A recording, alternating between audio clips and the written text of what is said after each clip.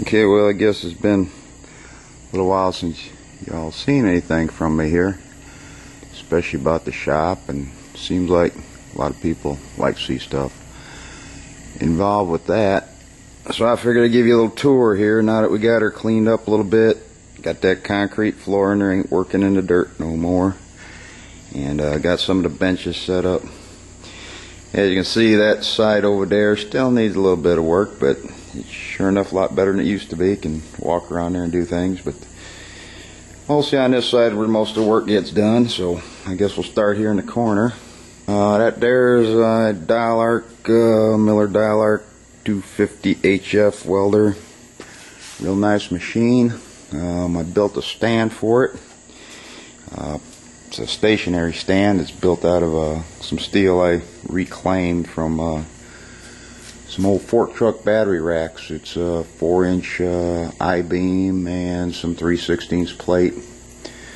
But as you can see, the welder sits on the bottom there. It's got a shelf on top of that for grinder box, rods, etc. And then on top of that, there's another shelf with that box up there's got more stuff in it. Torches and hoses and regulators and various stuff that ain't being used right at the moment. And then on the front here, you see them tubes there. I'm not sure how well it'll come out here in that video, but them are tubes that hold welding rods. They're each marked. I guess you can see that, what size they are, what they are. As you can see, mostly what I use is 60-10, 70-18, like most fellas. I got some different rods down there. I believe there's some 70-14 maybe down there. There's some rods down there that come from an auction that get used on non-critical stuff around here. Some Arco's stainless steel welding rod that ain't even opened yet. I don't do much stainless stick welding. And then there's a container there with some rod from a supplier called Parts Master, who I've just been working with here lately, and they've got some rods that are just pretty darn amazing. So I bought some rod off to them to try. Angie, one of their representatives, came out here one day and brought a bunch of samples, and I was impressed. You know, it's very, very high-end stuff, very nice stuff to use. A couple ground clamps that got to be cleaned up and put into service on a diesel welder I got outside there. I got a Lincoln Classic 300D that maybe we'll take a video of later, but it's under a tarp right now. So there's the stand, and on the back of this stand I just drilled some holes, and there's pegboard hooks for chipping hammers, hoods, pipe wrenches, whatever, wire wheels and stuff. I got a nitrogen, or I don't know why I keep calling it nitrogen. It's argon bottle there in the corner that is for the TIG setup. And there you see the stick leads for that Miller, and then also that's a Weldcraft FV or F17, I believe it is. It's just a standard TIG torch that works off the foot pedal and all that down there. But that's an air-cooled torch. Since my water-cooled torch, well, the water-cooled torch is fine, but the water-cooled system kind of went to hell. So, and that air-cooled is a little simpler to deal with for what I do, mostly carbon and stainless. But there's a stand there, and a small air compressor that was given to me by a good friend of mine, and it does a pretty nice job for painting and all that. Toolbox was there. That bottom box was a Kennedy industrial box that was given to me when the last outfit I worked for closed up, and they gave that box to me since it was mine for use over there. So I guess they figured I put enough miles on it there that I can have it. And that Craftsman box on top, and that's been with me for probably, probably going on 25 years or something like that. I used to haul that when I was a field service supervisor and doing a lot of road work. This bench here, I believe it's 3/8 inch thick stainless steel top that come off a scrap filler machine. It was the base for it. I reclaimed it, set it on a set of legs, and cleaned it up a little bit. Them under there, Milwaukee, what do they call it? It's not a, I guess they call it a dry cut saw, a circular type saw.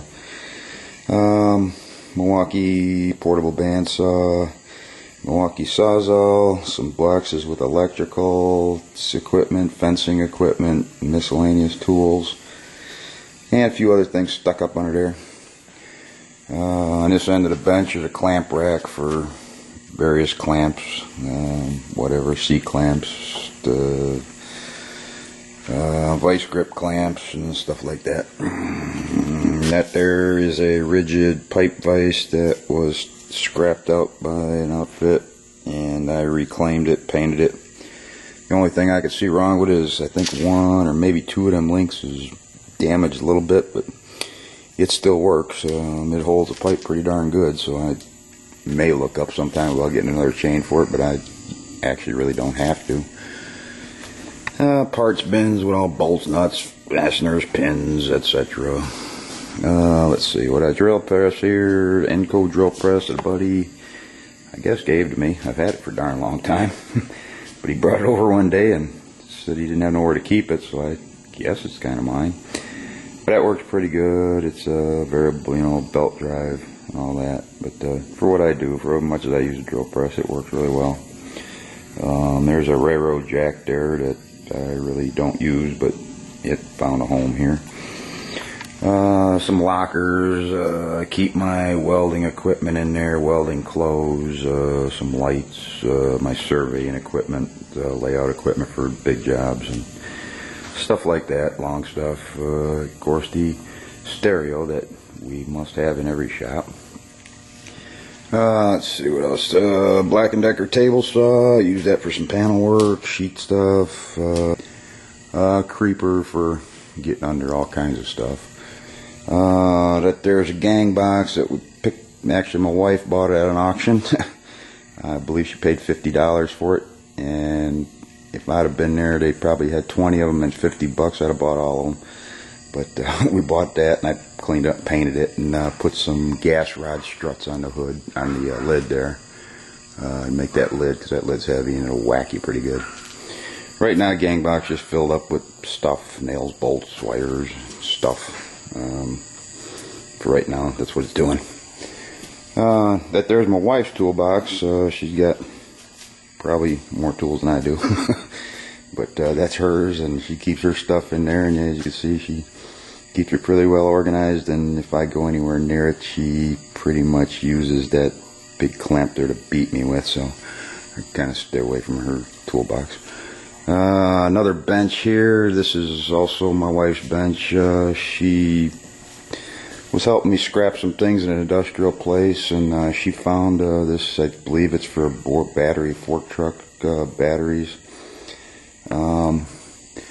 It was basically a table. I cut the legs and welded them on there for her, and she came up with the idea of these salvaged boards. I don't know, there's some kind of hardwood that she found at that industrial place that were basically the perfect size, and she filled that thing in with them, and it works good.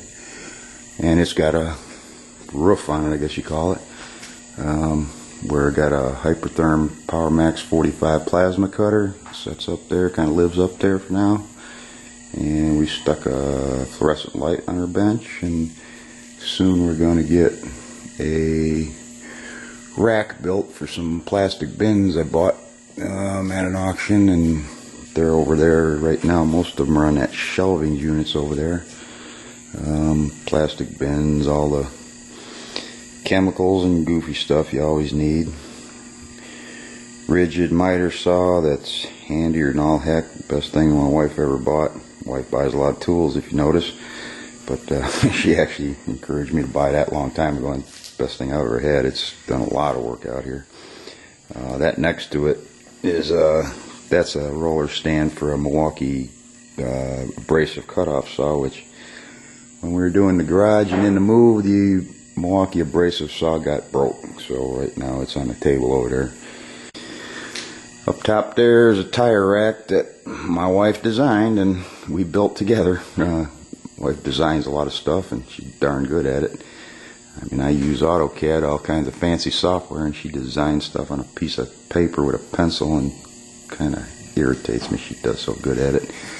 But that's up there, and I put some brackets on there to hold long stuff, levels, and I got an 8-foot straight edge behind that level and that 6-foot straight edge. So that's up there. What do we got on the table here? This is the bench we looked at before in a couple videos.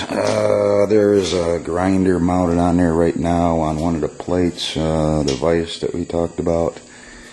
There is a Harbor Freight ring roller mounted to this bench. Haven't used it much, haven't really used it yet, but I got it set up on the bench. There's a cherry picker that I believe I had in another video, but it's a 2-ton cherry picker for moving stuff around. Another Delta grinder that a buddy brought over, and it's been here and I haven't really used it much, but I got to get it set up. Really nice grinder. Small drill press that I use occasionally, and it's hella handy to take outside on jobs when I'm working out on the big stuff. Storage or panel stuff. These panel carts I bought a couple auctions, real nice for panels and stuff like that, but they're just kind of holding stuff for me right now. File cabinets there loaded with tools and stuff. Cabinets up there got from an outfit that was throwing them away, and they hold nuts and bolts. What else we got here? Over there, cabinet, keep some power tools in. Cabinet there, lots of stuff. Another cabinet there, lots of stuff. Another cabinet there. There ain't too much in there. I think I keep some diesel fuel in there right now, but that's about it. So that cabinet's still open for discussion. What else was interesting in here? Oh, I don't know. Has anybody ever heard of a shop that ain't got a fridge in it? There's the fridge. And I'll show you what a fridge got in it. Huh. Not much. I don't drink anymore, so only time it's got much in there is during the summer. We'll put some pop in there, or if we got some buddies come over like to drink some beers, we'll load her up with some beer, but I don't much do that anymore, so the fridge don't get. We used to keep it. We keep medicines in there for our horses and stuff too, so that's one of the main reasons we got it. But I suppose you were expecting to see it loaded with Miller products or something, but it ain't. I suppose that's about the rundown in the shop. I guess if anybody wants to see anything in particular, we can work on that. You see a little dark outside there. But right now, that's the overall lay of the shop. I appreciate everybody who subscribed, left comments, asked questions.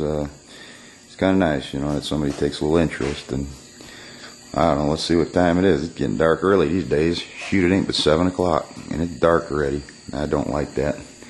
That means it's going to start getting cold, but it's nice this week. So there it is. Anybody got any questions, comments, whatever, you know how to leave them. See you next time.